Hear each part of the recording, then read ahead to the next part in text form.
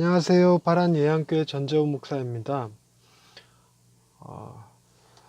예수님께서 거룩한 것을 개에게 주지 말고 진주를 돼지에게 던지지 말라 라는 말씀을 하셨었지요. 그 말씀 때문인지 돼지 목에 진주 목걸이라는 말이 있잖아요. 그래서 그게 과연 어떤 의미일까를 묵상해 봤습니다. 그리고 그 묵상한 것을 토대로 오늘의 말씀을 한번 녹음해 보겠습니다. 샬롬, 하나님의 평강이 삶에 가득하시기를 기원드립니다. 기원전 2세기경 중국의 진나라가 멸망하고 초나라와 한나라가 서로 전쟁을 한 적이 있었지요. 초나라의 장수는 항우였고 한나라의 장수는 유방이었습니다. 항우는 역사적으로 힘이 아주 장사였던 사람이지요. 그래서 항우장사라는 말이 있을 정도입니다. 그러나 항우는 전쟁에는 능했던 것 같으나 나라를 다스리는 일에는 좀 모자르는 사람이었던 것 같습니다. 항우가 어리석은 정치를 하는 것을 보고 어느 한 유생이 인원 초인목후 이관이라는 말을 했다가 기름감에 죽은 일이 있었지요. 웃을 일이 아닌 것 같긴 한데, 인원 초인목후 이관이란 사람들이 말하길 초나라 사람들은 원숭이가 갓쓴 꼬락선이라더니 과연 그렇구나 라는 의미였습니다. 여기서 초나라 사람이란 항우를 지칭하는 말이어서 화를 당한 것이죠. 목후이관, 즉 갓쓴 원숭이라는 말이 유래가 되어 못난 소인배를 향해 비꼬는 말로 종종 쓰이고는 합니다. 목후이관과 비슷한 말이 돼지목의 진주 목걸이, 개발의 편자가 있지요. 편자는 말발굽인데 그걸 개발에 달아줘봐야 아무 소용이 없다는 말이죠.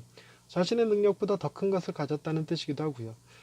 돼지가 진주 목걸이의 귀중함을 알 리가 없을 테니까 이 역시 분수에 맞지 않는 귀한 것을 의미하는 말이기도 합니다.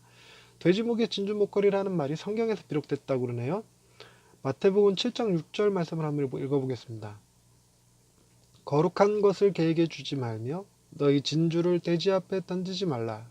그들이 그것을 발로 밟고 돌이켜 너희를 찢어 상하게 할까 염려하라. 아멘. 신학자들은 거룩한 것과 진주는 천국 복음을 의미한다고 생각했고, 개와 돼지는 당시의 종교 지도자들인 서기관과 바리새인들을 의미한다고 생각했습니다. 실제로 이들은 천국 복음을 받아들이지도 않았고 오히려 회방하다가 그걸 전하는 자들을 죽이기까지 했었지요. 하지만 주님의 이 말씀을 듣고 정말로 서기관과 바리새인들에게는 복음을 전하지 말라는 말로 이해하면 안 됩니다. 그 예가 대표적인 게 바울이지요. 바울은 바리새인이었습니다. 주님은 바울을 택하여 이방인의 사도로 삼으셨지요. 개와 돼지라는 말에 현혹되어 천국 복음을 전하지 말아야 할 사람들이 있다고 여기는 것도 매우 위험한 생각입니다. 자신이 싫어하는 사람을 개, 돼지로 비하해서는 더더욱 안 될 말이지요. 주님의 의도는 전혀 그런 것이 아니었습니다. 복음을 받아들이지 않는다고 해서 개, 돼지 취급할 일도 아닙니다. 거룩한 것과 진주는 주님이 말씀하시고 계시는 진리들을 의미합니다. 그리고 진리의 말씀을 듣고 있는 무리들을 당시 지도자들이 개, 돼지 취급을 했던 사람들이지요. 주님이 거룩한 것을 개에게 주지 말라는 말씀은 너희는 개가 아니다 라는 말씀이고, 그 증거가 내가 너희에게 전한 진리다 이런 의미가 되겠습니다. 진주와 돼지도 같은 의미입니다. 개, 돼지 취급받던 가난한 자들과 병든 자들, 귀신 들린 자들을 향한 주님의 애정어린 말씀이셨던 것이죠.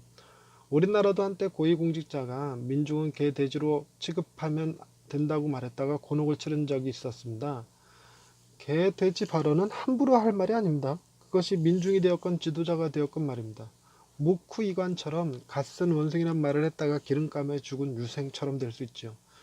주님께서 바리새인과 서기관을 향해 독사의 자식이라는 표현을 쓰기도 하셨지만 군중들 앞에서 그들을 개나 돼지로 묘사하고 그들은 구원받을 자격이 없으니 복음을 전해서는 안 된다고 말씀하셨을 리가 없지요. 주님의 의도는 결코 너희들이 개, 돼지가 아니라는 말씀을 하신 것입니다.